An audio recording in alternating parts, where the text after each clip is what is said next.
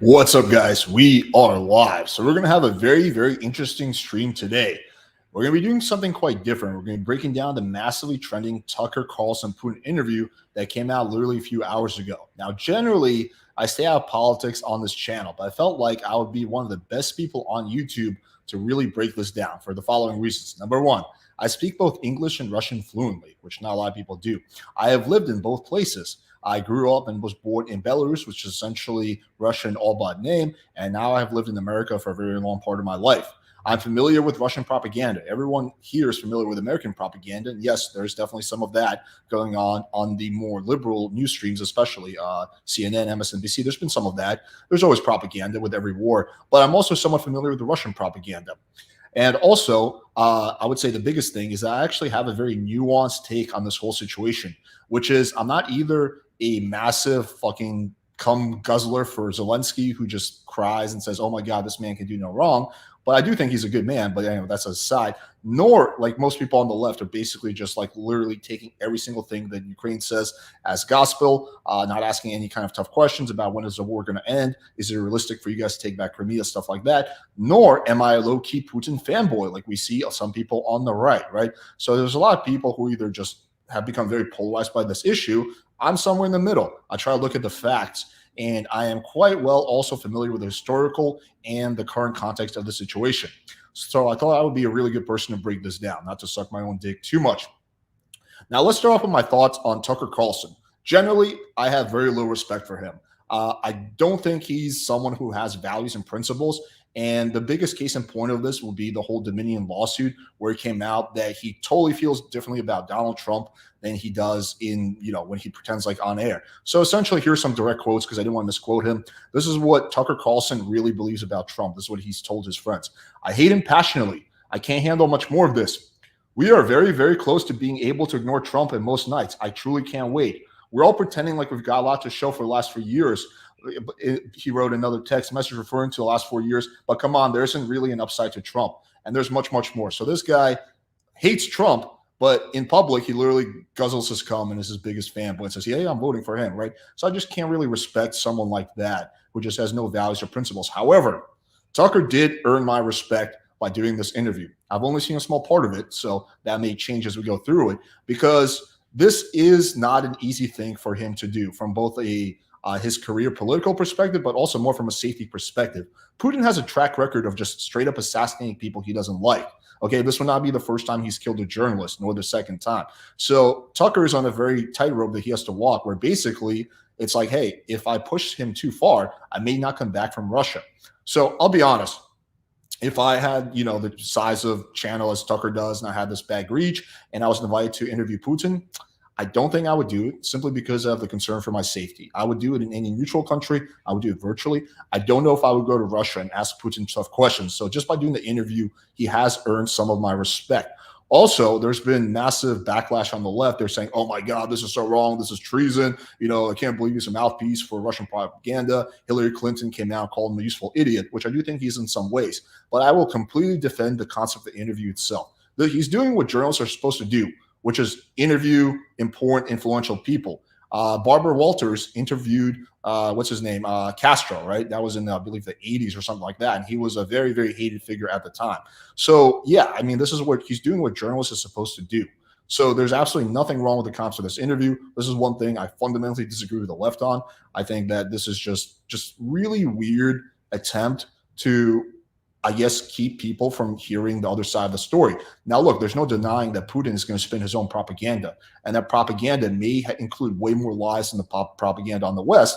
But still, there's no harm in at least hearing out one of the most powerful, influential people on the planet. It could be, at the very least, it could be good entertainment. So I am definitely defending the concept of the interview. But let's actually see how the interview goes. So there's going to be some parts of this interview. Obviously, Putin doesn't speak English for shit. So essentially the way it goes is that Tucker says something, gets translated to Putin, and Putin responds in Russian, and then they kind of do a voiceover with the English part. There are some parts of it where the voiceover doesn't even catch. So anything that's left out, I can personally translate because I speak Russian, like I said. Also, we're going to be taking breaks and kind of analyzing the situation. Now, this is going to be a kind of a bizarre interview from what I've seen. Kind of goes in a different direction I thought it would. Again, I only saw 20, 30 minutes of it, but yeah, we're going to also do this at 1.5 the speed. The interview itself is very long, so we are going to cut out the boring parts to keep this as concise and succinct as possible. With all that out of the way, let's get fucking started. All right, so I'm going to share the screen. We're going to just directly go off Tucker's channel.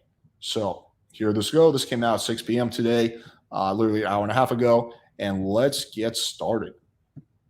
We're going to do this at speed. I think 1.25 the speed is a good start, and then we'll speed it up as we need to. So let's do a quick audio check.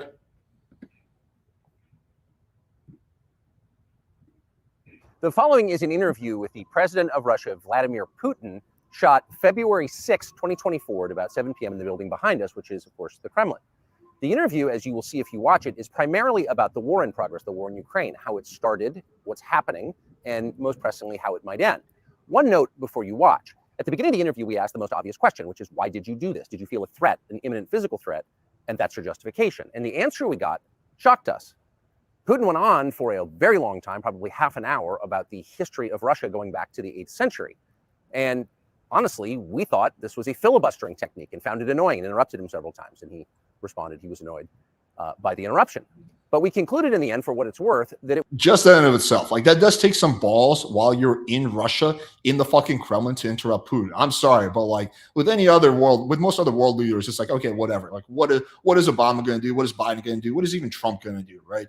Putin, that dude can straight up assassinate you as you're leaving the office, and he has been known to do that. So I definitely give him props for having the courage to do this. It was not a filibustering technique. There was no time limit on the interview. We ended it after more than 2 hours. Instead, what you're about to see seemed to us sincere, whether you agree with it or not. Vladimir Putin believes that Russia has a historic claim to parts of Western Ukraine. So our opinion would be to view it in that light as a and I will respond to that whole argument, what I think about it as this progresses. Sincere expression of what he thinks. And with that, here it is. Mr. President, thank you. On February 22nd, 2022, you addressed your country in a nationwide address when the conflict in Ukraine started. And you said that you were acting because you had come to the conclusion that the United States, through NATO, might initiate a, quote, surprise attack on our country. And to American ears, that sounds paranoid. Tell us why you believe the United States might strike Russia out of the blue. How did you Now, I think that is a very fair first question. conclude that? It's not that America, the United States, was going to launch a surprise strike on Russia. I didn't say that. Are we having a talk show or a serious conversation? Here's the quote.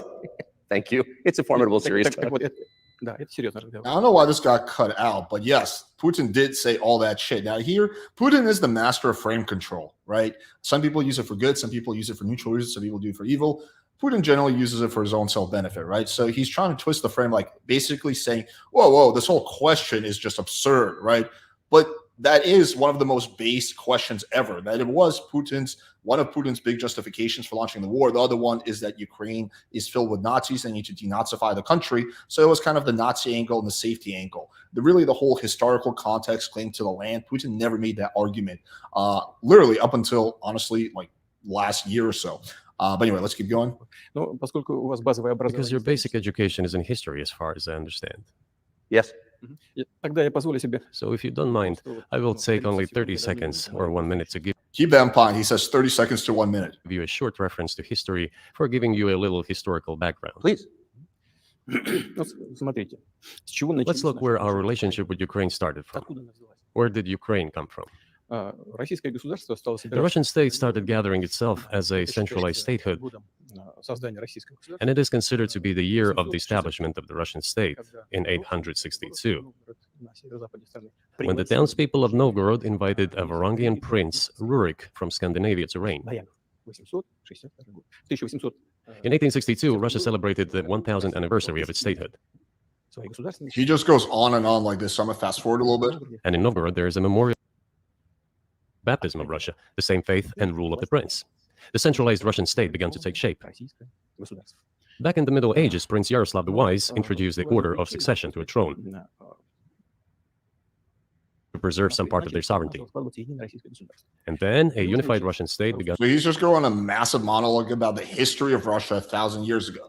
None of this is in any way relevant, okay? If we go back 300 years, England used to literally control the world. Now they just have England and a few small countries, right, that they control, right? Spain used to fucking dominate the world. Portugal dominated a big part of the world. I mean, the Ottoman Empire, like what happened 1,000 years ago has absolutely no relevance on the current Ukraine-Russia situation. This is just complete filibuster, as Tucker said. Now, he says later on that he felt this was genuine. Doesn't seem genuine to me so far. To take shape with its center in Moscow. The southern part of Russian lands, including Kiev, began to gradually gravitate towards another magnet, the center that was emerging in Europe. This was the Grand Duchy of Lithuania. It was even called the Lithuanian-Russian Duchy. I love how confused Tucker looks. He's like, what the fuck does this have to do with anything? Because Russians were a significant part of this population. They spoke the old Russian language and were Orthodox. But then there was a unification, the union of the Grand Duchy of Lithuania and the Kingdom of Poland. A few years later, another union was signed, but this time already in the religious sphere. Some of the Orthodox priests became subordinate to the Pope. Thus, these lands became part of the Polish-Lithuanian state. 5 minutes into his lecture, he's still like 300 years ago. During decades, the Poles were engaged in Polonization of this part of the population. They introduced their language there, tried to entrench the idea that this population was not exactly Russians, that because they wrote letters to Warsaw demanding that their rights be observed and people be commissioned here, including to Kiev. I beg your pardon, can you tell us what period? I'm losing track of where in history we are. The Polish oppression of Ukraine. It was in the 13th century. Nothing that happened in the 13th century has any relevance to this situation. Okay, in the 13th century, fucking America wasn't even a country yet. There was no America. Like, okay, let's go back to the 15th century where Spain controlled the world. Let's go back to the 17th century where England controlled the world. I mean, it's just like a ridiculous argument to make. Like, you can make an argument that things 50 to 100 years ago have played a role, but things fucking 500 years ago, 1,000 years ago are completely irrelevant to the current war. It's just pure filibuster or pure delusion on Putin's part.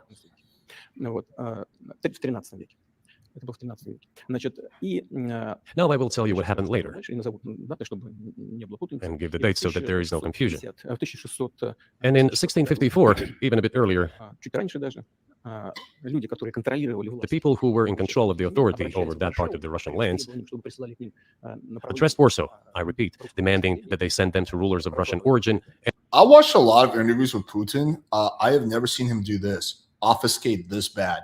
And Orthodox faith. When Warsaw did not answer them, and in fact rejected their demands, he wrote to Warsaw demanding that their rights be upheld. He said 30 seconds to a minute. He's literally fucking 8 minutes into this useless monologue. And after being refused, he began to write letters to Moscow, asking to take them under the strong hand of the Moscow Tsar. There are copies of these documents. I will leave them for your good memory. There is a translation into Russian. You can translate it into English later. He's giving him documents of shit that happened 500 years ago. Russia would not agree to admit them straight away, assuming that the war with Poland would start. Nevertheless, in 1654, the Pan-Russian Assembly of top clergy and landowners, headed by the Tsar, which was the representative body of the power of the old Russian state, decided to include a part of the old Russian lands into Moscow Kingdom. As expected, the war with Poland began. If I was doing this interview and I wasn't worried for my safety, I'd be like, what the fuck? I probably wouldn't say fuck, but what the hell does this have to do with anything? And I would just make the argument, okay, well, 50 years ago, Russia controlled like half of fucking Eastern Europe. Now you don't. Do you feel like you have the rights to take all that part of Europe back? Should you take back, all those countries that you had control over? Should England take control of India? Should, fucking Mexico take control of Texas? Like, it's just a dumb argument. Yeah. It lasted 13 years, and then in 1654, a truce was concluded. And 32 years later, I think, a peace treaty with Poland, which they called Eternal Peace, was signed. And these lands, the whole left bank of Dnieper, including Kiev, went to Russia. And the whole right bank of Dnieper remained in Poland. Under the rule of Catherine the Great, Russia reclaimed all of its historical lands, including in the south. Yeah, I don't really understand if this is a tactic or he's just losing his mind, but he said he's going to take 30 seconds to explain the historical context. He's about almost 10 minutes in at this point. I've been skipping forward a little bit, but this is literally what's happening. West. This all lasted until the revolution. Before World War I, Austrian general staff relied on the idea. He's 10 minutes into this monologue. He hasn't even gone to World War I. He hasn't even gone to 100 years ago, 10 minutes into this historical lesson, and he hasn't even gone to World War I. Ideas of Ukrainianization and started actively promoting the ideas of Ukraine and the Ukrainianization. Their motive was obvious. Just before World War I, they wanted to weaken the potential enemy and secure themselves favorable conditions in the border area. So the idea which had emerged in Poland that people residing in that territory were allegedly not really Russians, but rather belonged to a special ethnic group, Ukrainians, started being propagated by the Austrian General Staff. As far back as the 19th century, theorists calling for Ukrainian independence appeared. All those, however, claimed that Ukraine should have a very good relationship with Russia. They insisted on that. After the 1917 revolution, the Bolsheviks sought to restore the statehood, and the civil war began, including the hostilities with Poland. In 1921, peace with... Let me just add my every 3-minute mandatory. This doesn't matter at all. This has nothing to do with anything. Poland was proclaimed, and under that treaty, the right bank of Dnieper River once again was given back to Poland. In 1939, after Poland cooperated with Hitler, it did collaborate with Hitler, you know. Hitler offered Poland peace and a treaty of friendship. An alliance demanding in return that Poland give back to Germany the so-called Danzig corridor, which connected the bulk of Germany with East Russia. Also, an interesting thing, I did watch this whole thing in full. In this little historical, I guess, lesson, he does paint Russia in a very favorable light. Like Russia is this, like, has been this force for good, right? Now, look, every country has blood on its hands. Okay, every country has done good things. Every country has done bad things. America is no different. You know, we kind of killed a lot of the Native Americans. We used to literally give them blankets of fucking smallpox. Okay, we've done some shady shit, right? But that doesn't mean America's a bad country. It's just every country has parts of its past where it, let's just say, fucked up. But Putin doesn't really seem to acknowledge that. He just looks at Russia as this like massive force for good. I don't know if it's just like a distortion field or a purposeful manipulation tactic. I'm not really sure. Russia and Königsberg. After World War I, this territory was transferred to Poland. Someone in chat was saying this. Imagine Putin on a speed date. Like, it would be so funny. The girl's like, so what do you do for work? He just goes off on a 30-minute tangent about history. She's like, so you're like the president, or? And instead of Danzig, a city of Dansk emerged. Hitler asked them to give it amicably, but they refused. Of course, still they collaborated with Hitler and engaged together in the partitioning of Czechoslovakia. But may I ask you, you're making the case that Ukraine, certainly parts of Ukraine, Eastern Ukraine, is in effect Russia has been for hundreds of years. So he's also sort of making the argument against, kind of irrelevant to this whole thing, is that basically Russia was the good guy in World War II, which in some ways it was. Russia was a big reason why, the Allies won World War II, probably the biggest reason.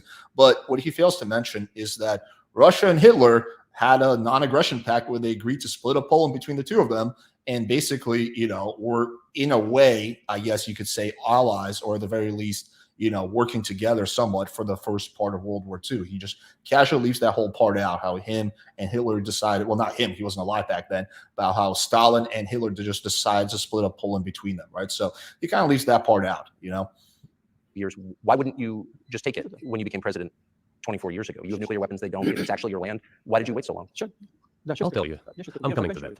This briefing is coming to an end. It might be boring, but it explains many things. You just don't know how it's relevant. Good. I'm so gratified that you appreciate that. Thank you.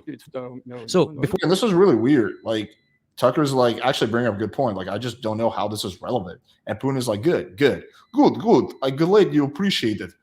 Like, what? Is this like a translation error here? Like, I wish I could hear the whole thing in Russian, what his translator is telling him. Like, I wonder if the translator, who he has in his ears, telling him something totally different than what Tucker's actually saying. Because, everyone's like so afraid of Putin. So the translator is saying like, oh, Vladimir, he says he enjoying history lesson very much. He says, keep going. He says, a very good history lesson. He wants to learn more. Putin's like, good. Glad you're enjoying. Tucker's like, wait, what the fuck? Like, I actually wonder, like, I'm exaggerating, but I wonder if there's a little bit of that going on. For World War II, Poland collaborated with Hitler, and although it did not yield to Hitler's demands, it still participated in the partitioning of Czechoslovakia together with Hitler, as the Poles had not given the Danzig corridor to Germany and went too far, pushing Hitler to start World War II by attacking them. Why was it Poland against whom the war started on 1st September 1939?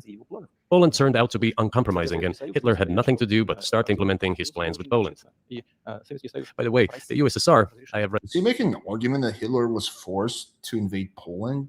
It's such a bizarre argument. Some archived documents. Because Russia is like very anti-Germany, especially at that time. Like, Russians, especially older Russians, hate Germans because there was like millions, like, I don't know, how much was it? Like 50 million Russian people died, or 10 million. I think it's like 10 million Russian people died in World War II. It's some insanely high amount. It seems like he's almost making like a pro, I guess, like Hitler apologist argument. I don't know. It sounds like that to me. It's weird. behaved very honestly. It asked Poland's permission to transit its troops through the Polish territory to help Czechoslovakia. But the then Polish foreign minister said that if the Soviet planes flew over Poland, they would be downed over the territory of Poland. But that doesn't matter. What matters is that the war began, and Poland fell prey to the policies it had pursued against Czechoslovakia, as under the well-known Molotov-Ribbentrop Pact. Part of the territory, including Western Ukraine, was to be given to Russia. Forward through this nonsense. Apparently, in compensation, the lands which had originally been German. Now, he does completely ignore Tucker's question, which is a fair question. Like, hey, if your justification for this invasion is that, you feel like this territory originally belonged to Russia, why did you not just invade as soon as you became to power? Like, at that point, Ukraine was nothing. You had such a massive military advantage. Like, why do you wait until the last 2.5 years to start this invasion? Why did you not make this argument when the war started to the Russian people? You didn't say, oh, well, Ukraine is actually part of us, blah, blah, blah. That argument was said here and there sparingly. But the main argument, there's two arguments that were made in terms of Russian propaganda. Number one is that we had to do this because of NATO, getting too close to our borders. And basically, Ukraine was essentially becoming a NATO puppet state, and that was a big threat to our security, which is an argument that actually has some merit. Like, that argument definitely has merit. The other argument, which has no merit, is that Ukraine is full of Nazis, we have to denazify Ukraine. Those were the two big arguments. The whole idea that this territory was originally Russian was like 1% of the total argument of propaganda of Russia at the time. The eastern parts of Germany, these are now western lands of Poland. Of course, Poland regained access to the Baltic Sea and Danzig, which was once again given its Polish name. Just want to point out we're 15 minutes into an explanation that he said was going to take 30 seconds to a minute. Just want to point that out. So this was how this situation developed. In 1922, when the USSR was being established, the Bolsheviks started building the USSR and established the Soviet. Holy shit! 15 minutes in, he's still in 1922. 1920 This is where you're at? Ukraine, which had never existed before. Right. Stalin insisted that those republics be included in the USSR as autonomous entities. For some inexplicable reason, Lenin, the founder of the Soviet state, insisted that they be entitled to withdraw from the USSR. And again, for some unknown reasons, he transferred to that newly established Soviet Republic of Ukraine some of the lands together with people living there, even though those lands had never been called Ukraine. And yet they were. Lenin, the founder of the Soviet state, established Ukraine that way. For decades, the Ukrainian Soviet Republic developed as part of the USSR. And for as did many countries. unknown reasons, again, the Bolsheviks were engaged in Ukrainianization. It was not merely because the Soviet leadership was composed to a great extent of those originating from Ukraine. Rather, it was explained by the general policy of indigenization pursued by the Soviet Union. Same things were done in other Soviet republics. This involved promoting national languages and national cultures, which is not bad in principle. That is how the Soviet Ukraine was created. After the World War II, Ukraine received, in addition to the lands. Now, here's one argument I could make here, which I don't think Tucker's aware of. Okay, why don't you then take Belarus? Belarus is much more culturally in line with Russia, much more politically aligned. That territory used to belong to Russia until very recently. There's much less of a Belarusian national culture. There's a Ukrainian one. Why not just take Belarus? The country where I was born in. Like that whole argument falls apart. Either you feel like all these countries are part of Russia's domain, which, like, again, what happened 50, 60 years ago has no bearing on what's going on now, or very little bearing. What happened 500 years ago has zero bearing. But yeah, his argument here is like extremely flawed, but let's give him a chance to explain it more. That had belonged to Poland before the war, part of the lands that had previously belonged to Hungary and Romania. So Romania and Hungary had some of their lands taken away and given to the Soviet Ukraine, and they still remain part of Ukraine. So in this sense, we have every reason to affirm that Ukraine is an artificial state that was shaped at Stalin's will. Do you believe Hungary has a right to take its land back from Ukraine, and that other nations have a right to go back to their 1654 borders? Okay, so this is actually a good question. Like, so far, actually, Tucker, I think, is doing a good job. I'm not sure whether they should go back to the 1654 borders. But given Stalin's time, so-called Stalin's regime, which, as many claim, saw... So this is a classic deflection, right? The argument is here, okay, well, if you feel that because this country belonged to you 300 years ago, that you still have a claim to it, then can you make that argument for all the other countries in Eastern Europe, like Hungary and shit like that? And he's like, well, I don't know if they should. And then he just changes the topic, right? This classic deflection. And again, if this wasn't in Russia if this was anywhere else, I would actually be a little harsher on, I would be a lot harsher on Tucker. I'd be like, dude, you got to push back against that. But again, he's walking a very, very tight rope here. So I think given the threat to his safety, I think he's doing a pretty good job so far. Numerous violations of human rights and violations of the rights of other states. В этом смысле, конечно, вполне можно, если не говорить о том, что они имеют на это право. One may say that they could claim back those lands of Look at the look on theirs. Tucker's face. He looks like he's on the verge of either crying or laughing. I can't tell. Well, having no right to do that. It is at least understandable. Have you told Viktor Orban that he can have part of Ukraine? Никогда не говорил. Never. I have never told him, not a single time. У нас с ним даже на этот счет не было никаких разговоров. We have not even had any conversation on that. But Yeah, this is a deflection. Tucker could have phrased this question better. The question should have been, okay, so then would you say it's fair for Orban to take parts of Ukraine too? That's how the question should be phrased, right? He phrased it, did you tell him? And Putin's like, no, I never told him that. But it doesn't mean that deflects from the actual theme of the question. I actually know for sure that Hungarians who live there Они, конечно, хотят вернуться на свою территорию. wanted to get back to their historical land. Интересную историю. Отвлекусь. Moreover, I would like to share a very interesting story with you. Значит, где-то As a side note, the story is going to be 100% relevant to the question at hand. I digress. It's a personal one. из, Somewhere in the early 80s, I went It's so funny because Tucker's like trying not to laugh.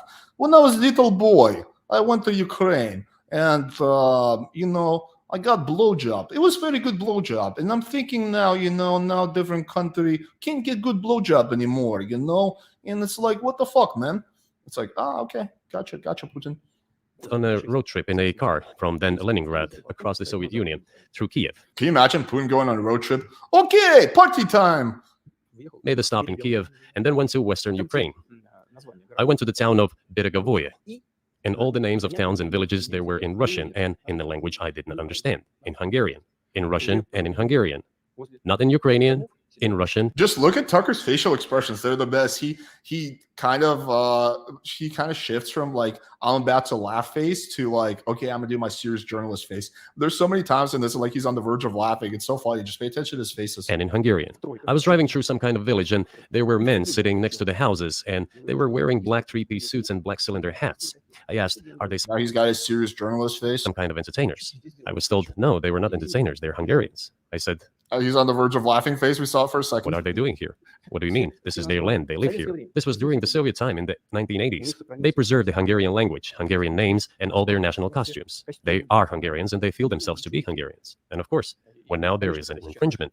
Well, that is, and there's a lot of it, though. I think many nations are upset about Transylvania as well, as you obviously know. But many nations feel frustrated by the redrawn borders of the wars of the 20th century and wars going back 1,000 years, the ones that you mentioned. But the fact is that you didn't make this case in public until 2 years ago, February. And in the case that you made, which I read today, you explain at great length that you felt a physical threat from the West in NATO, including potentially a nuclear threat. And that's what got you to move. Is that?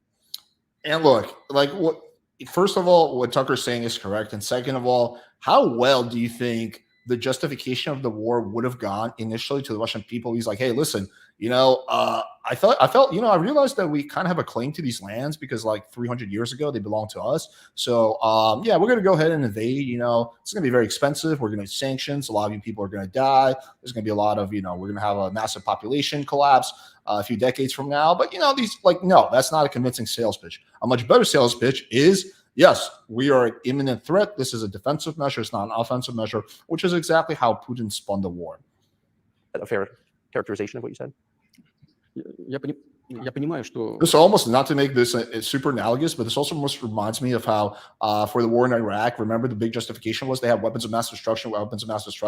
And then after we found out they didn't have any weapons of mass destruction, it all became, we just came in there to give them freedom. We just came in there to give them freedom, which ironically now Iraq is controlled by Iran in all but names. So yeah, we really give them a lot of freedom.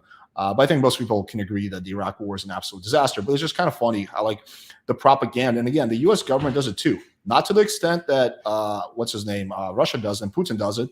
They take this shit to a whole new fucking level when it comes to propaganda and what you're allowed to say and what you're not allowed to say.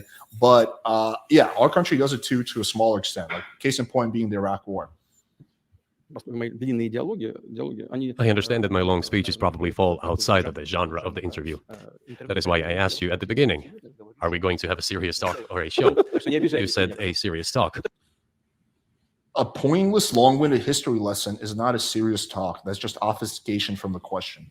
So bear with me, please. We're coming to the point where the Soviet Ukraine was established.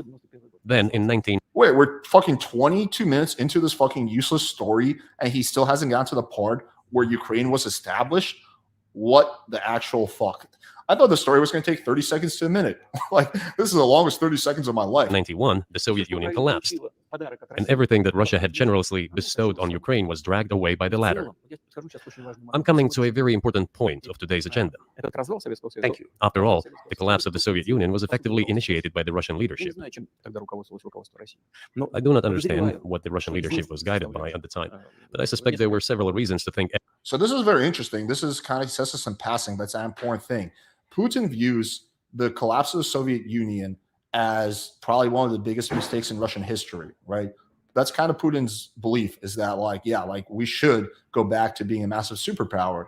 And look, it's understandable, but that's really what the crux of all of this is. Like, hey, I want to gain more power, right? Putin's clearly a very power-oriented person. Otherwise, you know, he would not be a president 25 million years later. But also what he's saying isn't necessarily true, that the reason that the Soviet Union fell apart was initiated by the Russian government. There's all kinds of issues that were happening at hand. Basically, people were allowed to have certain freedoms. They started travel. They realized how much better life was in the West. Yeah, of course, Gorbachev played a whole big role in this. But Gorbachev generally in Russia is considered like a hero, right? People don't look at him as like a villain. They look at him as a hero. This is someone who did, you know, what was right at the time. You know, given to all the issues that the Soviet Union was basically having. There's all these revolutions starting to happen. There's all these fucking issues. So, yeah, just it's kind of a weird aside, but just want to point that out. Everything would be fine. First, I think that then Russian leadership believed that the fundamentals of the relationship between Russia and Ukraine were, in fact, a common language. More than 90% of the population there spoke Russian. Family ties, every third person. Can you imagine Putin crying? No, please, no, Gorbachev, not Ukraine. No, oh my God, Masha, this is so bad. I can't do this anymore. I can't do this. Oh my God, I need my safe space. Give me a bottle of vodka right now. Person there had some kind of family or friendship ties, common culture, common history. Finally, common faith, coexistence with a single state for centuries, and deeply interconnected economies. All of these were so fundamental. The Soviet Union economy was a fucking mess, okay? My family lived through that. I was born in 1990, which is essentially right around the time of the Soviet Union. Yeah, it started happening a year or two before, but that was like right around the collapse. The Soviet Union economy was a fucking nightmare. You had to wait in lines to get shit. The only good thing is that healthcare was pretty decent. There was a lot of doctors. And you could get free healthcare. Education was free. So there's some little things that were good, but overall, pretty much every single person, like actually not pretty much, like almost every single person who was alive during the Soviet Union years and then has gotten the chance to move to a Western country will say how much better it is to live in an economically prosperous country like America or England, one of those countries, even given all the issues that, you know, Western countries have. Like life in the Soviet Union wasn't good for the average person. It might have been good for the very top elite, but it wasn't good for the average person. I'll tell you that much. All these elements together make our good relationships inevitable. The second point is a very important one. I want you as an American citizen and your viewers to hear about this as well. The former Russian leadership assumed that the Soviet Union had ceased to exist, and therefore there were no longer any ideological dividing lines.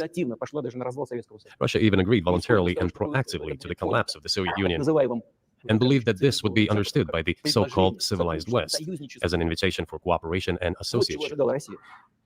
That is what Russia was expecting, both from the United States and the so-called collective West as a whole. I don't know if Gorbachev was naive enough to expect that. I just can't imagine that Gorbachev, from what I know about him being a very smart, I think pretty well-read and well-thought person, was just have this idealistic view that, oh, yeah, you know, America, NATO, they're going to be chill about this. They're certainly not going to take advantage of the situation. Yeah, I disagree with that argument. в том числе и в Германии. Эгон Барр. There were smart people, including in Germany, Egon Bahr, a major politician of the Social Democratic Party, who insisted in his personal conversations with the Soviet leadership on the brink of the collapse of the Soviet Union that a new security system should be established in Europe. Помочь объединиться Германии, но Help should be given to unify Germany, but a new system should be also established to include the United States, Canada, Russia, and other Central European countries. Yes. But NATO needs not to expand. That's what he said. If NATO expands, everything would be just the same as during the Cold War. So he kind of does have a point here. NATO, like if we just flip the script here, remember what happened during the Cuban Missile Crisis when basically Cuba, when Russia was putting missiles in Cuba, and like we were on the verge. We were literally on the verge of sending missiles to attack basically the ships, attack Russia. It came really, really close to World War III and Armageddon because both countries were nuclear armed.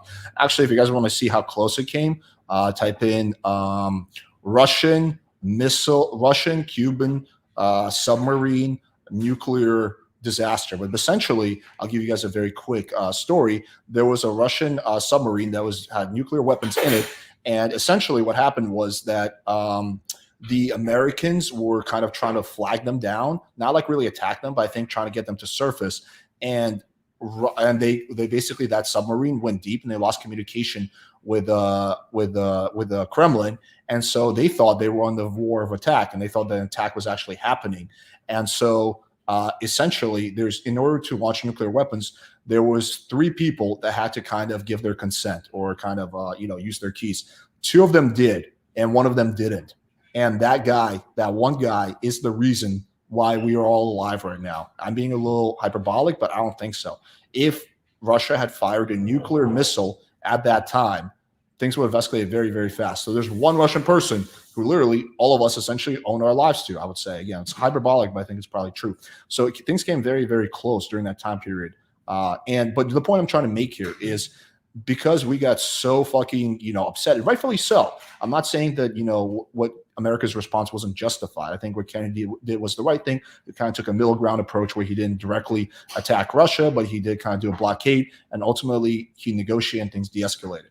And there's a lot of interesting things in terms of history for that. But we have missiles in Turkey. We have missiles in literally almost every single country surrounding Russia. Like if the shoes were flipped, we would probably not be happy with that, right? Like we would not be happy if Russia, for example, put missiles in Mexico, right? That would be a big no-no for the U.S. Security. So I understand his point here about NATO pushing really, really close into Russian territory. So yeah, that is the only one. Now, again, don't get me wrong. I don't think that justifies starting the war. I don't. I think this could have been handled diplomatically instead of militarily. But that is the one justification that I've heard, which has some merit to it. Only closer to Russia's borders. That's all. He was a wise old man, but no one listened to him. In fact, he got angry once. If he said, "You don't listen to me, I'm never setting my foot in Moscow once again." Everything happened just as he had said. Well, of course, it did come true, and you've mentioned this many times. I think it's a fair point, and many in America thought that relations between Russia and the United States would be fine with the collapse of the Soviet Union at the end of the Cold War. That the opposite happened, but you've never explained why. Well, so the opposite didn't happen. Relations between Russia and America did improve after the collapse of the Soviet Union. They weren't great, but they did improve. They started working on, for example, several treaties and stuff like that. Trade normalized. Really, relations between Russia and America fell apart when the Ukraine war started, not before that. Crimea 2014 did kind of start things off, but really, if we're going to be generous, we can say that the relations fell apart in 2014 when Putin invaded Crimea, right? But yeah, no, what Tucker's saying here isn't factually true. Why you think that happened, except to say that the West fears a strong Russia, but we have a strong China the West does not seem very afraid of. What about Russia do you think convinced policymakers they had to take it down? The West is afraid of strong China more than it fears a strong Russia, because Russia has 150 million people and China has 1.5 billion. I think he's probably right about that. Although the difference is China has a no first use nuclear policy, which Russia does not. So basically China's policy is we will not use a nuclear weapon until you use one on us. So different kinds of fears, but he sort of has a point, I think, somewhat here. billion population, and its economy is growing by leaps and bounds, or 5% a year. It used to be even more. Unlike your economy, which is totally in the fucking toilet, big part of it because of this stupid war, which has literally got you sanctioned by every single fucking country on the planet. But that's enough for China. As Bismarck once put it, potentials are the most important. China's potential is enormous. It is the biggest economy in the world today in terms of purchasing power parity and the size of the economy. It has already overtaken the United States quite a long time ago, and it is growing at a rapid. See, this I disagree with. China certainly has not, by some metrics, you can make that argument, but really there's a lot of actually companies like Apple, for example, they're completely pulling out of China now. Largely because China went so fucking over the top with the COVID lockdowns. Like, you think America was bad in 2020. China is way fucking worse. Like, if there's one case of COVID, they just shut down the city for like months. So a lot of American companies are pulling out of China now. And also there's a lot more manufacturing at home that happens now in the US with the CHIPS Act and stuff like that. Yes, there's this idea that, manufacturing jobs are being lost all the time. Just under the Biden administration, which again, I'm not a fan of. I think they've made some mistakes, but the U.S. has regained over 1 million or close to 1 million manufacturing jobs. So yeah, what he's saying here isn't really true. I think in terms of quality of life, literally every single Chinese person would rather live in America, except maybe the ultra rich. 99% of Chinese people would rather live in America versus, I think, in terms of American people, literally like 0.1% of them would rather live in China. So yeah, what he's saying here isn't nearly necessarily true. Let's not talk about who is afraid of whom. Let's not reason in such terms. And let's get into the fact that after 1991, when Russia expected that it would be welcomed into the brotherly family of civilized nations, nothing like this happened. You tricked us. I don't mean you personally when I say you. Of course, I'm talking about the United States. The promise was that NATO would not expand eastward, but it happened 5 times. There were 5 waves of expansion. We tolerated all that. We were trying to persuade them. We were saying, please don't. We are as bourgeois now as you are. We are a market economy and there's no communist party power. Let's negotiate. Moreover, I have also said this publicly before. There was a moment when a certain rift started growing between us. Before that, Yeltsin came to the United States. Remember, he spoke in Congress and said the good words. God bless America. Everything he said were signals. Let us in. Remember the developments in Yugoslavia before the Yeltsin was lavished with praise? As soon as the developments in Yugoslavia started, he raised his voice in support of Serbs, and we couldn't but raise our voices for Serbs in their defense. I understand that there were complex processes underway there. I do. But Russia could not help raising its voice in support of Serbs, because Serbs are also a... I'm glad that 30 minutes into this monologue, we're finally getting to like somewhat relevant recent history. Special and close to us nation, with Orthodox culture and so on. He literally should have just started his history lesson here. The first half an hour is just literally nonsense. It's a nation that has suffered so much for generations. Well, regardless, what is important is that Yeltsin expressed his support. What did the United States do? In violation of international law and the UN Charter, it started bombing Belgrade. It was the United States that let the genie out of the bottle. Moreover, when Russia protested and expressed its resentment, what was said? The UN Charter and international law have become obsolete. Now everyone invokes international law, but at that time they started saying that everything was outdated. Everything had to be changed. Indeed, some things need to be changed, as the balance of power has changed. It's true, but not in this manner. Yeltsin was immediately dragged through the mud, accused of alcoholism, of understanding nothing, of knowing nothing. He understood everything, I assure you. Well, I became president in 2000. I thought, okay, the Yugoslav issue is over, but we should try to restore relations. Let's reopen the door that Russia had. Also, as a quick side note, the circumstances under which Putin became president are really, really sus. There's really, really good evidence that he basically did a false flag operation because at the time, so to give a little, okay, I don't know how relevant this is, but I'll just explain anyway for anyone who's curious. So in 1998, 1999, Putin was very unknown. He was the mayor of St. Petersburg, but that was about it. Politics in Russia really happens in Moscow. So he wasn't well known. This before the internet, blah, blah, blah, right? So, well, the internet was getting started, but in Russia it was essentially non-existent at the time. So essentially what happened was the Yeltsin family, which was very corrupt, were worried about basically going to jail after, Yeltsin's presidency ends. So they needed someone that would essentially shield them, from that possibility. So they needed to manually pick the next leader. And there was many people that tried out for the position, but I guess the Yeltsin family didn't find them loyal enough, or they didn't play the Game of Thrones very well. Putin was someone that they liked because Putin has a track record of actually being in some ways loyal with the the whole incident in St. Petersburg, blah, blah. But anyway, no one knew who the fuck he was. So they still, at that point, Russia was still a democratic country, so they still needed to get him elected. So essentially what happened was, again, this is not 100%, but I would say there's like 95%, is they staged a fake terrorist bomb in Moscow where several people were killed. They blamed it on the Chechens, and then Russia started, which was a very popular war at the time, with Chechnya, and that kind of united Russia around a central figure, which was Putin. So this, the way Putin came in power is highly sus, but that's a kind of an aside. Try to go through. And moreover, I said it publicly, I can reiterate. At a meeting here in the Kremlin with the outgoing President Bill Clinton, right here in the next room, I said to him, I asked him, how do you keep so much of your hair? Like, what is the secret? Do you use Rogaine, derma rolling? Is it finasteride? We don't have that much in Russia. What is the secret? And also, how was that blowjob? Was it good? Yeah, it was good. Bill, do you think if Russia asked to join NATO, do you think it would happen? Suddenly he said, it's interesting. I think so. But in the evening, when we met for dinner, he said, I've talked to my team. No, it's not possible now. You can ask him. I think he will watch our interview. He'll confirm it. I wouldn't have said anything like that if it hadn't happened. Okay. Were you sincere? It's impossible now. Would you have joined NATO? I mean, Putin does lie a lot. Look, I asked the question, is it possible or not? And the answer I got was no. If I was insincere in my desire to find out what the leadership position was... But if he had said yes, would you have joined NATO? If he had said yes, the process of rapprochement would have commenced, and eventually it might have happened if we had seen some sincere wish on the other side of our partners. But it didn't happen. Well, no means no. Okay, fine. Why do you think that is? Just to get to motive. I know you're clearly bitter about it. I don't think that Russia could have ever joined NATO. I understand. But why do you think the West rebuffed you then? Why the hostility? Why did the end of the Cold War not fix the relationship? What motivates this from your point of view? You said I was bitter about the answer. No, it's not bitterness. I was not butthurt. I never said it. Never said it, Tucker. It's just a statement of fact. We're not bride and groom, bitterness, resentment. It's not about those kind of matters in such circumstances. We just realized we weren't welcome there, that's all. Okay, someone's telling me that there's something that's going on. Someone was telling me that there's something going on with the stream. What's the issue you guys are seeing? Dude, if YouTube shut it down, this would be so fucking gay.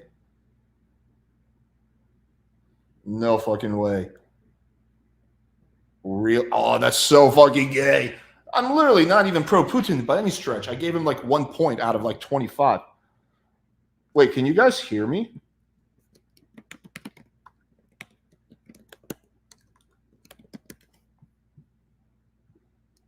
I don't know what the fuck is going on.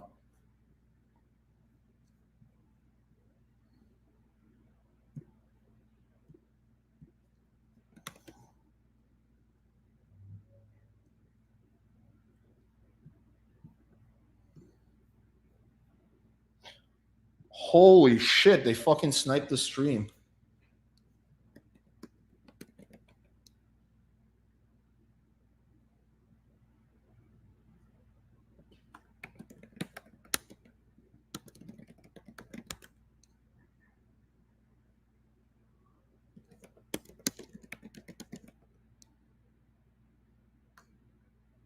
Okay, so I'm back. Okay, that was so fucking weird. Okay, that was so fucking weird. It would be so lame for YouTube to fucking take my stream down. I was literally like also just to think about it, like, has my feedback, has my breakdown been like super pro Putin? I've literally shit on him almost the entire time. I gave him like 1 or 2 points, which I think were historically correct. I generally disagree with on most of the things he said. YouTube keeps censoring the video every time you show it. Oh, fuck, I don't know. Let me think of how to do this. Okay, so let me confirm. Am I good now? Can you guys see this now? Maybe it's the fact that it's a Tucker Carlson website. Here, let me try to do this another way.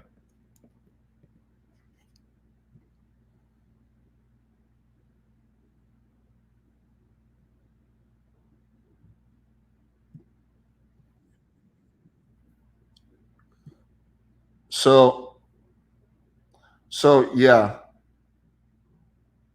So it might be because It might be because of just TuckerCarlson.com. So I'm gonna, because the Tucker Carlson interview is still up on YouTube.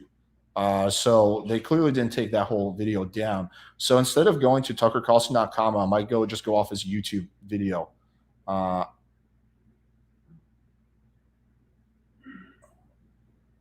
was so fucking lame, dude. Like, oh my god, dude. On most policy things, I'm with the left, but sometimes I fucking hate the left with a burning passion.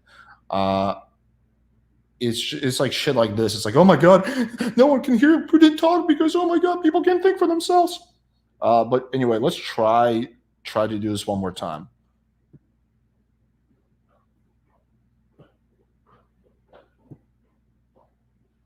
Okay, this is the YouTube video.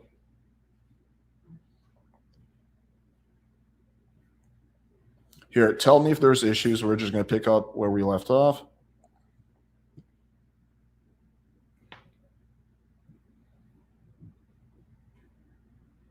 I want you guys to let me know if you have issues.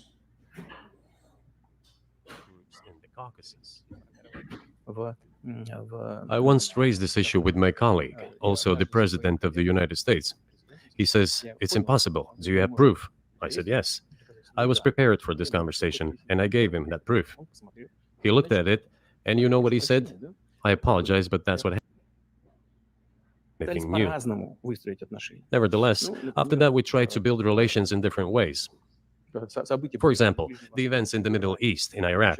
We were building relations with the United States in a very soft, prudent, cautious manner.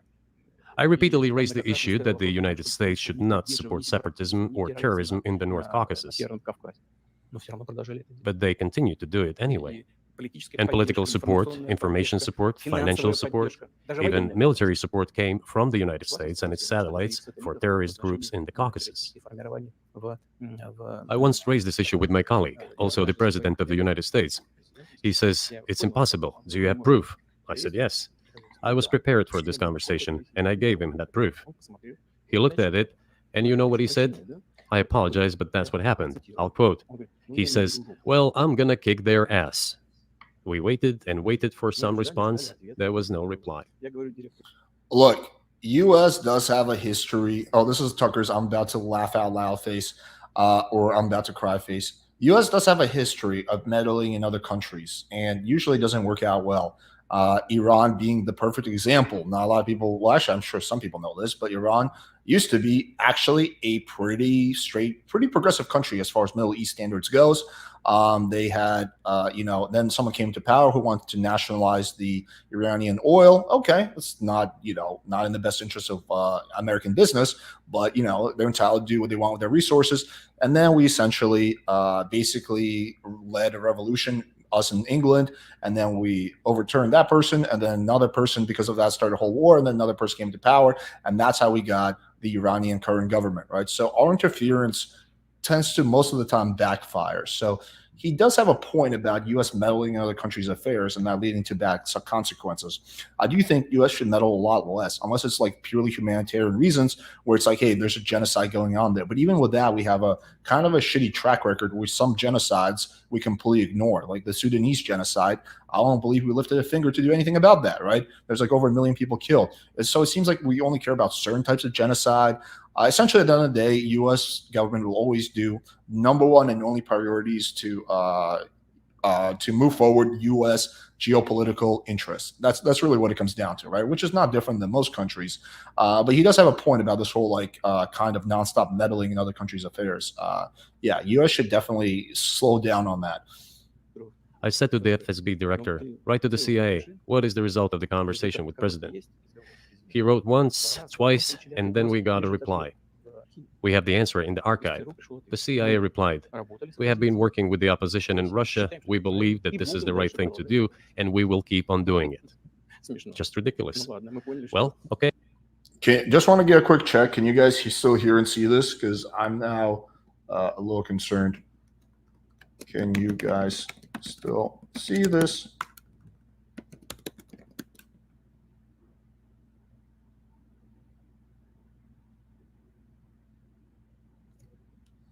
Okay, then let's keep going. If it cuts off at any time, I want you to tell me in the chat and give me like several messages because sometimes I miss it because I'm trying to focus on actually breaking this down.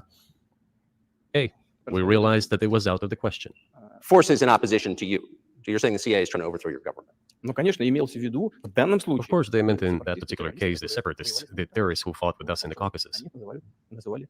That's who they call the opposition. Это вот второй момент. This is the Третий момент second очень point. важный.